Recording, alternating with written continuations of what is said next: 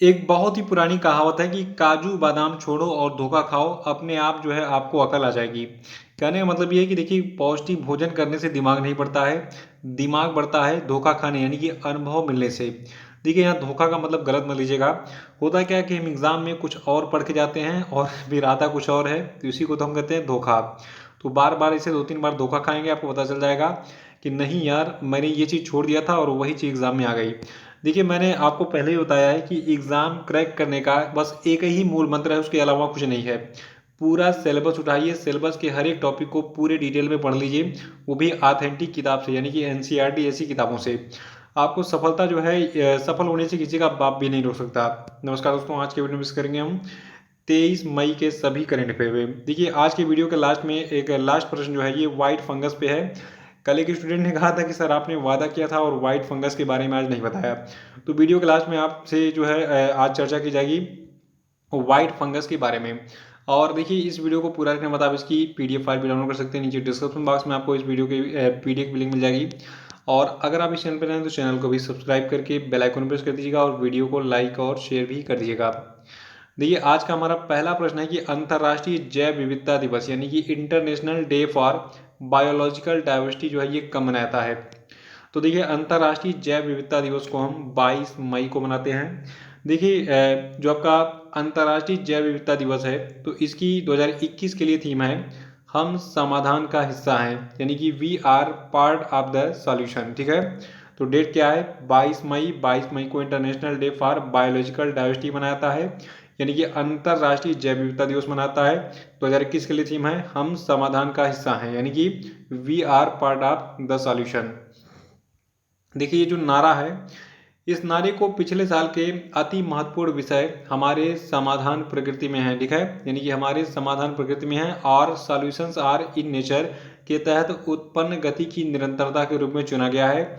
और ये जो है एक अनुस्मारक के रूप में कार्य करता है कि जैव विविधता कई सतत विकास चुनौतियों के का उत्तर जो है बनी हुई है। तो इसको याद रखिएगा। और दूसरा प्रश्न हमारा है कि हाल ही में कितने सांस्कृतिक विरासत स्थलों को यूनेस्को की विश्व धरोहर सूची में जोड़ा गया है। तो देखिए, यूनेस्को का जो विश्व धरोहर सूची है इसमें भी हाल ही में भारत के 6 सांस्कृतिक विरासत स्थलों को जो है जोड़ा गया है। और इसी के साथ यूनेस्को की विश्व धरोहर स्थलों की संभावित सूची में जो भारतीय प्लेसेज हैं इनकी संख्या कुल बढ़कर 48 हो गई है। देखिए, जो भारतीय पुरातत्व सर्वेक्षण है यानी कि आर्कियोलॉजिकल सर्वे ऑफ इंडिया है, इसने जो है विश्व धरोहर सूची में जोड़ने के लिए 9 प्रविष्टियां भेजी थी। और इन 9 में से जो है 6 को जो आपका यूनेस्को है, ठीक है, तो इसके जो है विश्व धरोहर सूची के संभावित सूची में जो है जोड़ा गया है।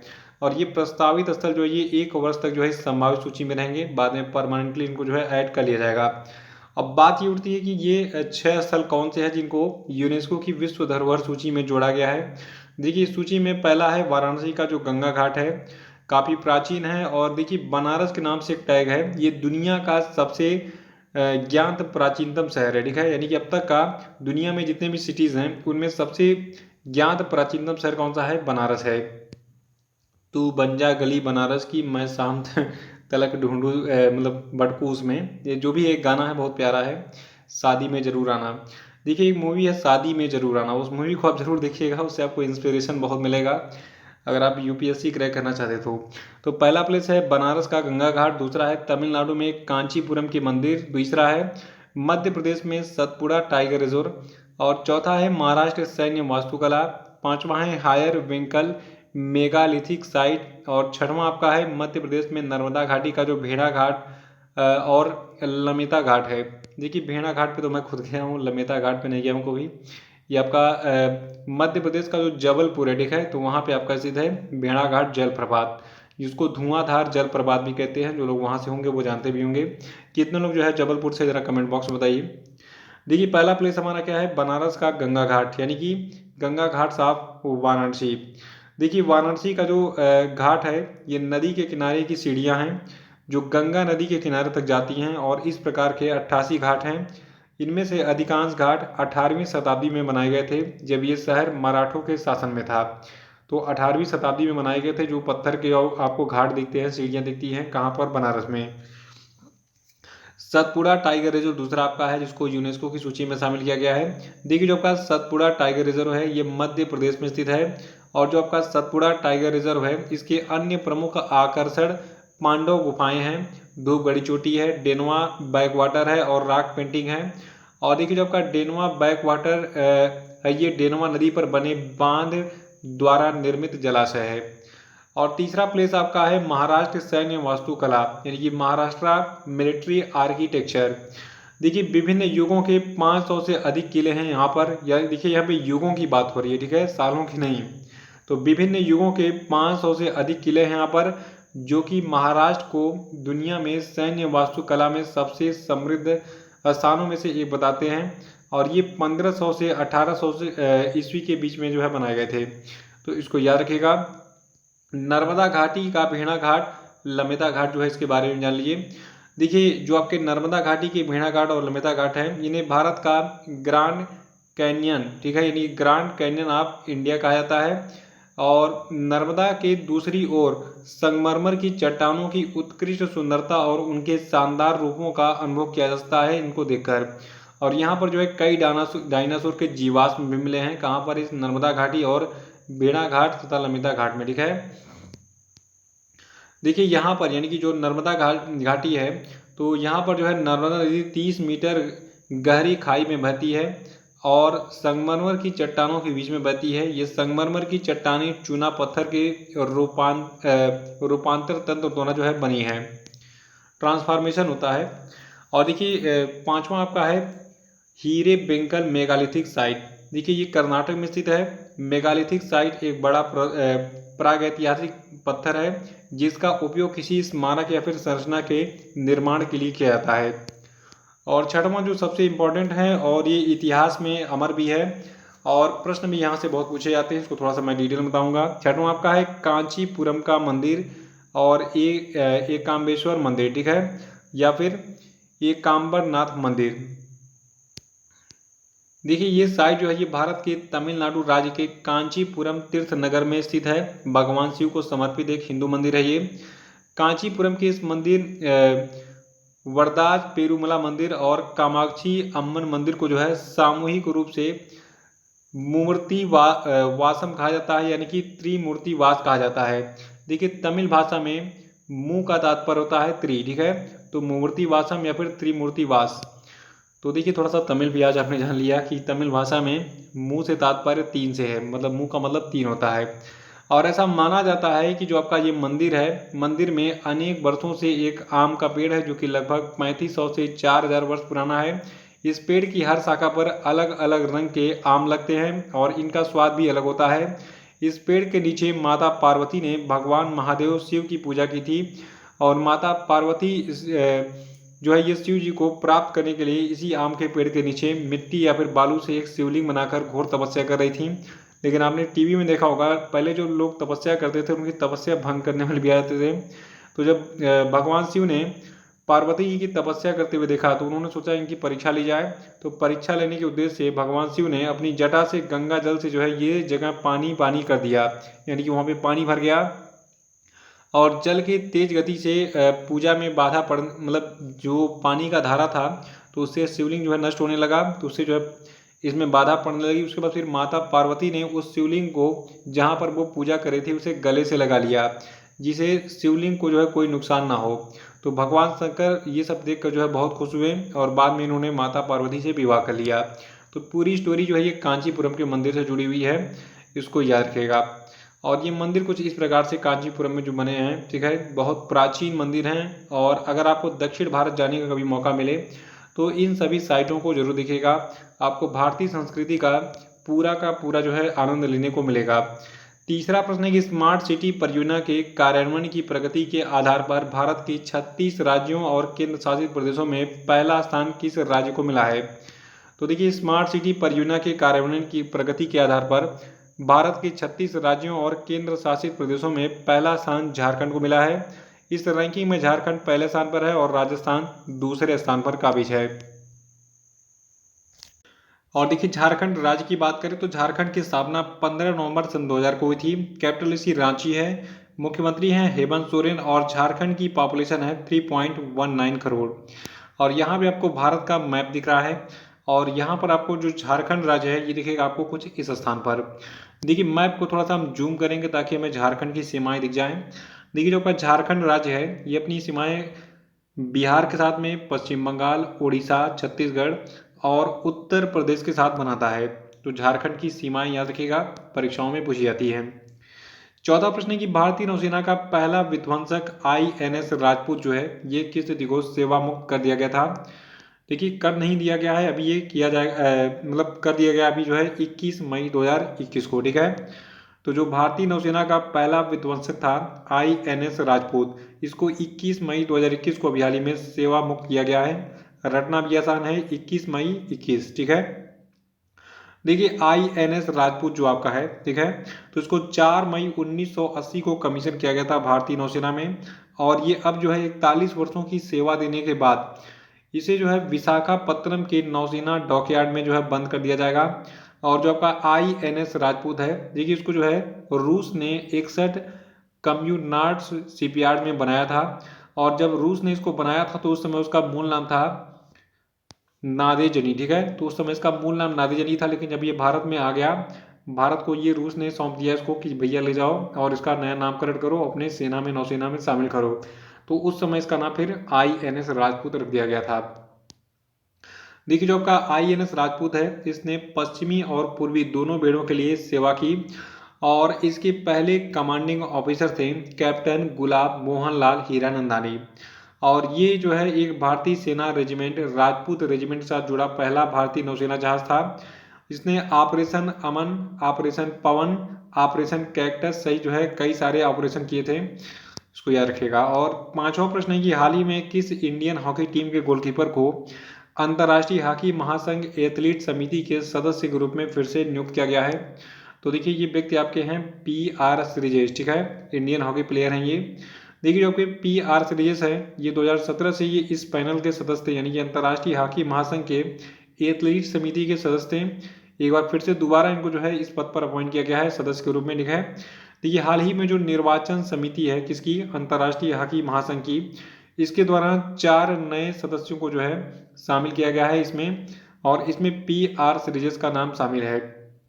देखिए अंतर्राष्ट्रीय हॉकी महासंघ के एथलीट समिति के जो 4 नए सदस्य बने हैं, तो इनमें नाम शामिल है भारत के PR श्रीजेश का, और मार्लिन रैबचा का, मोहम्मद मी का और मैट स्वान का। ठीक है, तो ये 4 नए व्यक्ति जो है शामिल हुए हैं अंतर्राष्ट्रीय हॉकी महासंघ की एथलीट समिति में। और जो अंतर्राष्ट्रीय हॉकी महासंघ है यानी कि फेडरेशन ऑफ इंटरनेशनल हॉकी है, इसका मुख्यालय है लुसानी स्विट्जरलैंड में। इसकी स्थापना 7 जनवरी 1924 को पेरिस फ्रांस में हुई थी। इसके CEO हैं थियरी बेल। और छठा प्रश्न की हाल ही में किसने एक कोविड-19 एंटीबॉडी डिटेक्शन किट जिसका नाम है डिप कोवैन, इसको विकसित किया है। तो देखिए डिप कोवैन को विकसित किया गया है DRDO यानी कि defence research and development organisation, इसको हिंदी में हम कहते हैं भारतीय रक्षा अनुसंधान और विकास संगठन है। देखिए जो आपकी ये किट है डिप कोवैन, देखिए इस किट को दिल्ली के वेंगार्ड डायग्नोस्टिक प्राइवेट लिमिटेड के सहयोग से DRDO के defence institute of physiology and allied sciences lab के दौरान विकसित किया गया है। और जो आपका डिप कोवैन है इसका उद्देश्य है मानव सीरम या फिर प्लाज्मा में IgG एंटीबॉडी का गुणात्मक पता लगाना, जो कि SARS-CoV-2 संबंधित एंटीजन को लक्षित करता है। और देखिए जो आपका DRDO है इसके बारे में भी थोड़ा सा जान लेते हैं। देखिए DRDO जो है इसके अध्यक्ष हैं वर्तमान में doctor G Satish Reddy. DRDO का मुख्यालय नई दिल्ली में है। इसकी स्थापना 1958 में की गई थी। सातवां प्रश्न की हाल ही में प्रसिद्ध पर्यावरणविद और गांधीवादी सुंदरलाल बहुगुणा का निधन हो गया, वो किस आंदोलन के जनक थे। देखिए जो आपके सुंदरलाल बहुगुणा हैं ये चिपको आंदोलन से जुड़े हुए थे। चिपको आंदोलन का इनको जनक बनाया जाता है। अभी हाल ही में इनका निधन हो गया है। देखिए जो आपके सुंदरलाल बहुगुणा है इन्होंने स्थानीय महिलाओं के साथ मिलकर 70 के दशक में पारिस्थितिकी रूप से संवेदनशील क्षेत्रों में पेड़ की कटाई को रोकने के लिए चिपको आंदोलन की स्थापना की थी। देखिए जो आपका चिपको आंदोलन है इसकी सफलता ने पारिस्थितिक रूप से जो है संवेदनशील जो वन भूमि थी वहां पर पेड़ों की कटाई पर प्रतिबंध लगाने के लिए कानून बनाया।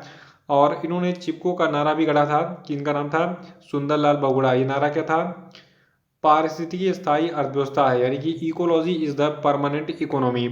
अगर ये एग्जाम में पूछा जाए कि ecology is the permanent economy जो है ये नारा कब गढ़ा गया था? तो ये चिपको आंदोलन के दौरान जो है गढ़ा गया था। ठीक है। आठवां प्रश्न की हाल ही में बंगाल की खाड़ी में किस चक्रवात के आने की पुष्टि की गई? देखिए, बंगाल की खाड़ी में चक्रवाती तूफान आने वाला है, इसका नाम है यास चक्रवात। ये इंडिया का मैप आपको दिख रहा है। ठीक है। तो ये जो आपका रीजन कहलाता है ये कहलाता है बंगाल की खाड़ी। ठीक है। तो बंगाल की खाड़ी यानी कि बे ऑफ बंगाल में चक्रवाती तूफान यास आने वाला है। देखिए, भारतीय मौसम विज्ञान विभाग के अनुसार जो आपका यास चक्रवात है ये 26 मई को ओडिशा पश्चिम बंगाल तट से टकरा सकता है। ये चक्रवात ओडिशा और पश्चिम बंगाल के हिस्सों को प्रभावित करेगा। इस चक्रवात के मद्देनजर ओडिशा और पश्चिम बंगाल में चक्रवात से सुरक्षा के लिए तैयारियां भी पुख्ता कर दी गई हैं। देखिए, ओडिशा पश्चिम बंगाल, ठीक है, इन दोनों राज्यों में बहुत भयानक ये तूफान जब आएगा तो बारिश वगैरह भी होगी, आप लोग पहले से तैयार रहिएगा। इसके अलावा जो भारतीय नौसेना है इसको भी हाई अलर्ट पर रखा गया है कि भैया चक्रवाती तूफान आ रहा है, अपना हिसाब किताब से जो है वहां पे रहना और लोगों की रक्षा करना। नवा की फीफा अंडर 17 महिला विश्व कप 2022 का आयोजन किस देश में किया जाएगा? देखिए, दरअसल ये जो आपका 2022 वाला फीफा अंडर 17 महिला विश्व कप है 2021 में होने वाला था भारत में ही, लेकिन अब ये 2022 में होगा भारत में ही। देखिए, इससे पहले भारत जो है 2021 में इस प्रतियोगिता का यानी कि फीफा अंडर 17 महिला विश्व कप का आयोजन करने वाला था, परंतु कोरोना वायरस महामारी के चलते इसको रद्द कर दिया गया है। देखिए, अब जो फीफा अंडर 17 महिला विश्व कप होगा इसका आयोजन भारत में 11 से 30 अक्टूबर 2022 के दौरान किया जाएगा और ये भारत में होने वाला दूसरा फीफा टूर्नामेंट होगा। इससे पहले भारत ने 2017 पुरुषों के अंडर 17 फुटबॉल विश्व कप का जो आयोजन है ये सफलतापूर्वक किया था। 10वां प्रश्न की हाल ही में किस राज्य में म्यूकर माइकोसिस यानी कि ब्लैक फंगस को महामारी यानी कि ईपीडेमिक घोषित किया गया? देखिए, अभी हाल ही में उत्तर प्रदेश में जो है म्यूकर माइसिस यानी कि ब्लैक फंगस को महामारी घोषित किया गया है। देखिए, गौरतलब है कि इससे पहले जो आपका ब्लैक फंगस रोग है, ठीक है, तो इसको हरियाणा और राजस्थान में अधिसूचित बीमारी घोषित किया गया था यानी कि नोटिफाइड डिजीज घोषित किया गया था। नोटिफाइड डिजीज क्या होता है? इसका मतलब ये होता है कि सरकारी अधिकारियों को ब्लैक फंगस रोग के जितने भी मामले आएंगे पूरे राज्य में वो जो है उनको बताना पड़ेगा सरकारी अधिकारियों को, भैया हमारे यहाँ इस जिले में इतने आज जो है इस रोग से संबंधित केसेस आए हैं। और महामारी तो आप जानते हैं महामारी का रूप ऐसा होता है, अभी कोरोना चल ही रहा है, कोरोना सबसे बड़ी महामारी वर्तमान में। देखिए, ब्लैक फंगस के बाद एक वाइट फंगस भी आ गया है। कल बहुत सारे लोगों ने कहा था सर परसों आपने वादा किया था बताया नहीं, तो जानकारी मैं आपको पूरी दूंगा आज वाइट फंगस के बारे में। देखिए, कोरोना वायरस के आने के साथ कई मतलब और भी रोग आ रहे हैं। देखिए, जिन लोगों को कोरोना हो रहा है कोरोना तो ठीक हो जा रहा है, लेकिन कोरोना के कारण उनका जो इम्यून सिस्टम है वो जो यानी कि प्रतिरोधक क्षमता है वो कम हो जा रही है। उसके बाद जो है वो कई सारी बीमारियों के चपेट में आ जा रहे हैं। देखिए, एक बीमारी आ गई है ब्लैक फंगस के बाद वाइट फंगस। तो ब्लैक फंगस क्या कर रहा था? ब्लैक फंगस जो है ये आंखों को और जबड़ों को जो है संक्रमित करके उनको सड़ा दे रहा था, आंखों की रोशनी चली जा रही थी। और वाइट फंगस क्या कर रहा है इसको भी जान लीजिए। देखिए, वाइट फंगस कोरोना संक्रमित जो खासतौर मधुमेह के यानी कि डायबिटीज के मरीज हैं उन पर आसानी से हमला कर रहा है। देखिए, ब्लैक फंगस और वाइट फंगस से अगर बचना है, अगर आप डायबिटिक पेशेंट हैं, अगर आपको कोरोना हुआ था और आप ठीक हो गए हैं, तो आप अपने शरीर में शुगर लेवल को मेंटेन रखिए। क्योंकि आपने देखा होगा कि जो चावल होता है चावल को आप रख दीजिए, चावल में बहुत प्रचुर मात्रा में शुगर होता है। चावल को आप रख दीजिए 1-2 दिन तक, मतलब ऐसे तो उसमें सड़ने लगेगा वो और उस पर फंगस वगैरह उग जाएंगे। ठीक है। तो फंगस वैसे मीठे पदार्थों को ढूंढता है, कार्बोहाइड्रेट जिसमें होते हैं, ठीक है, तो उसी पर ये उगता है। तो मधुमेह के जो मरीज होते हैं उनमें क्या होता है उनके ब्लड में शुगर लेवल बहुत ज़्यादा बढ़ जाता है और इसीलिए जो है वाइट फंगस और ब्लैक फंगस ये दोनों डायबिटीज़ के पेशेंट पे जो है ज़्यादा अटैक कर रहे हैं। देखिए, वाइट फंगस मरीज के नाजुक अंग जैसे कि आँख, गला, आंत, लीवर, जीभ आदि पर हमला कर रहा है और अंगों के सेल को ये तेजी से नष्ट कर दे रहा है। यानी कि वाइट फंगस ब्लैक फंगस से भी तेज खतरनाक है और इससे जो है अंग काम करना बंद कर देता है। इस फंगस का अटैक इतना तेज होता है कि जब तक मरीज कुछ समझते हैं फंगस शरीर के महत्वपूर्ण अंग को बर्बाद कर चुका होता है और इस स्थिति में अगर मरीज कोरोना को मात दे भी देता है तो शरीर के अन्य अंग फेल होने पर जो है मौत हो जाती है। कहा जाए तो एक तरीके से वाइट फंगस से आर्गन फेल्योर की जो है एक तरीके से कहा जाए समस्या है ये बहुत तेजी से बढ़ रही है। यानी कि जब आपका लीवर, जीभ, गला, आंख, नाक, कान सब सारे काम ही नहीं करेंगे इस फंगस के अटैक के बाद, तो फिर शरीर अपने आप ही डेड हो जाएगा। तो ये थे आपके आज के सभी महत्वपूर्ण करंट अफेयर और हम बात करेंगे आज के सभी क्वेश्चन अपडेट। देखिए आज सुनने का पहला प्रश्न आपके लिए कि हाल ही में कौन दोबारा केरल के मुख्यमंत्री बने हैं, जल्दी से कमेंट बॉक्स में बताइए। दूसरा कि आतंकवाद विरोधी दिवस जो है ये कब मनाता है, आंसर बताइए। तीसरा कि सुप्रीम कोर्ट कोलेजियम ने अभी हाल ही में किसे इलाहाबाद हाई कोर्ट का मुख्य न्यायाधीश बनाया, बताइए। चौथा प्रश्न आपके लिए कि हाल ही में भारतीय चिकित्सा अनुसंधान परिषद ने कोविड-19 की टेस्टिंग के लिए किस होम टेस्टिंग किट को मंजूरी प्रदान की है, नाम बताइए इसका। पांचवा कि श्रीलंका दौरे के लिए किसे भारतीय क्रिकेट टीम का मुख्य कोच बनाया गया है, उत्तर बताइए। और अब हम बात करेंगे कल के पूछे गए सभी क्वेश्चन के सही उत्तरों की। देखिए का पहला प्रश्न है कि विश्व मधुमक्खी दिवस कब मनाया जाता है, तो इसको हम 20 मई को मनाते हैं। दूसरा था कि विश्व मेट्रोलॉजी दिवस जो है ये कब मनाया जाता है, तो ये भी 20 मई को ही मनाया जाता है। तीसरा था कि पाकिस्तान का नया राष्ट्रीय सुरक्षा सलाहकार कौन बना, तो इनका नाम है मोईद यूसुफ। चौथा था कि हाल ही में राजस्थान के किस पूर्व मुख्यमंत्री का कोरोना की चपेट में आने से 93 वर्ष की उम्र में निधन हो गया, तो इनका नाम क्या है, जगन्नाथ पहाड़िया। और पांचवा था कि किस राज्य सरकार ने म्यूकर माइकोसिस यानी कि ब्लैक फंगस रोग को 19 मई 2021 को महामारी घोषित किया, तो देखिए ये राज्य कौन सा है, राजस्थान है। तो इसी के साथ ये वीडियो यहीं समाप्त होता है। वीडियो को लाइक और शेयर कर दीजिएगा, जो लोग नए हो चैनल को सब्सक्राइब कर लेंगे और नीचे डिस्क्रिप्शन बॉक्स में हमारे फेसबुक पेज की, टेलीग्राम चैनल की लिंक मिल जाएगी, इन दोनों को आप जरूर ज्वाइन कर लीजिएगा। तो इसी के साथ बहुत धन्यवाद, thank you and have a nice day.